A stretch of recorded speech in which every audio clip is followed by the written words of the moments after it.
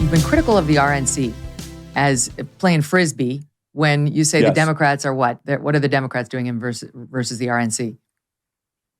Oh boy, how much time you got? So look, I want to win, and I hate losing, and I've been very critical of RNC leadership. I tried to get Harmeet Dillon in there. Look, I think Ronna's a very sweet person. I think she should go run for Congress. She's always been very good to me, but she's a loser. She has overseen losing election after losing election, and there's always an excuse, right? Whether it be 2018, 2020, 2022, there's always an excuse. I think that in business, in anything, after 6 years of failure, you got to make a change. You have to say, you're done. We're going to find somebody new. Let's get some fresh thinking.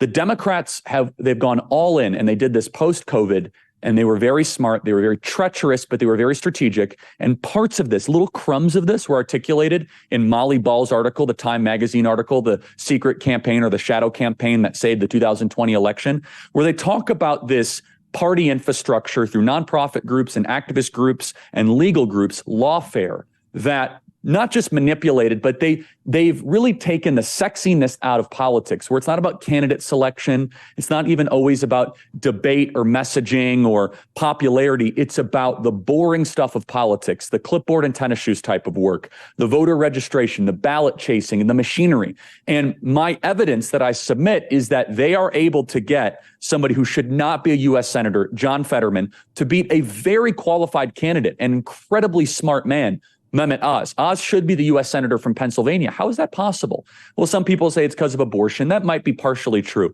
but it's mostly true because the Democrats have built an incredibly well-funded and bulletproof type machine that registers their low prop voters and gets people to vote early and gets their mail-in ballots in. And we as Republicans have done none of that infrastructure. And I can say that as someone who lives in Arizona. It's basically a major hope campaign. Well, I hope we're going to win. I hope we just have an ability to get our voters out. And the RNC does not have the sophistication, does not have the commitment to this kind of grassroots work. They're headquartered in Washington, D.C. They're consultant heavy. 40 to 50% of all the money they raise goes towards raising more money, actually.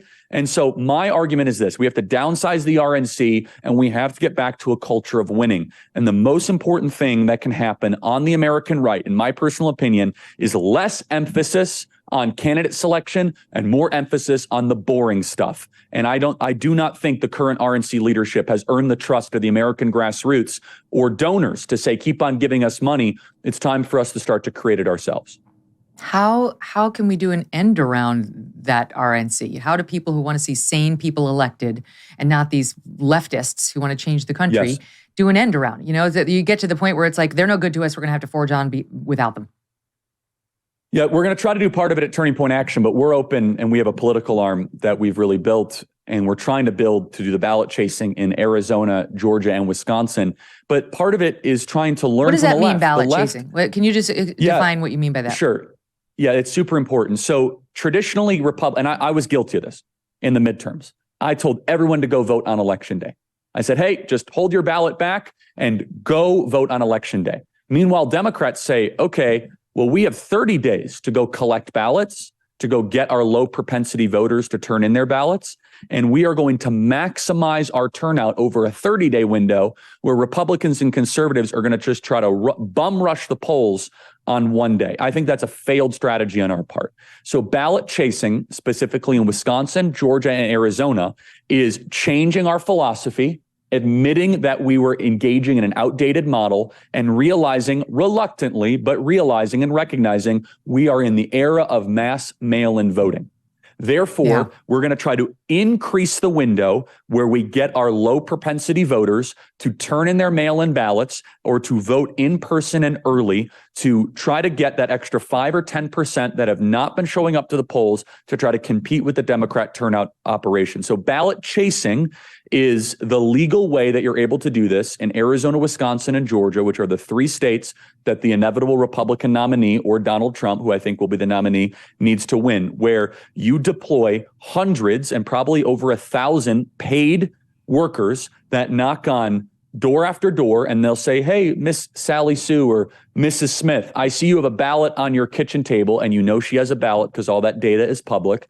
I'd like to recommend that you turn it in, and you'll be met with resistance. Oh, I don't want to vote or all this, but you are, quote unquote, chasing the ballot until completion, until it has gone actually in the mailbox or into the Secretary of State's office or the local recorder's office, more specifically. You're not allowed to touch the ballot. That is illegal in those states. We believe Democrats do engage in illegal activity. We're not going to do any of that. But this is the type of clipboard and tennis shoes, gritty type of hustle work that can get you 15, 20, 30, 40,000 low propensity voters that otherwise are not voting at all.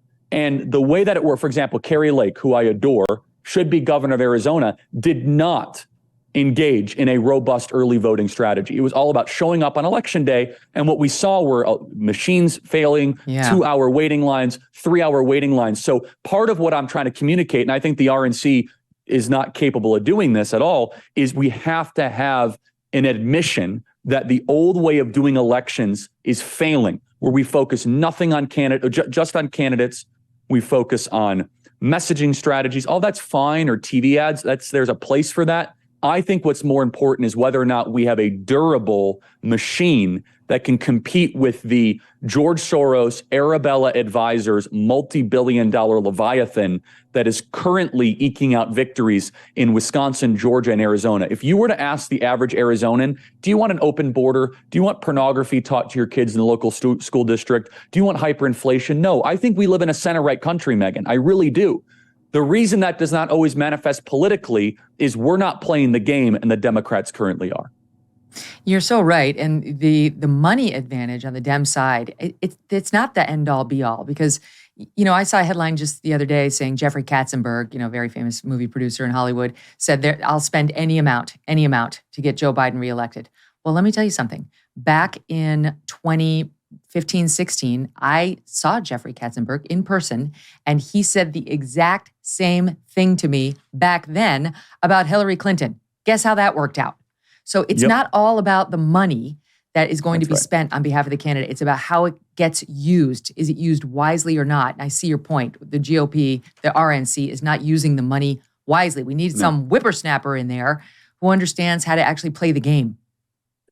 Yeah, and so what the Democrats have done is it's kind of hilarious when you think about it. Ironic is a better word, where the Democrats that want government bureaucracy and one size fits all, they actually run their political infrastructure through a network of entrepreneurs, of political entrepreneurs that get $3 million, $4 million, $5 million in micro communities in the Black community in Atlanta or in the white working class community in Wisconsin. Whereas we as Republicans, we actually run our elections incredibly monolithically, right? A couple organizations, very centralized, where we should embrace a much more decentralized entrepreneurial model. Now, there is risk to that. The risk to that is that you can't control everything, and that you need more accountability, and you're going to have to try to see who succeeds. And guess what, Megyn?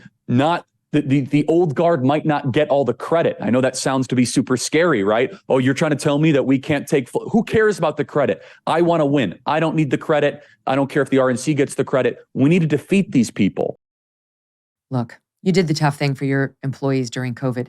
You paid your people and you pulled your business through the pandemic.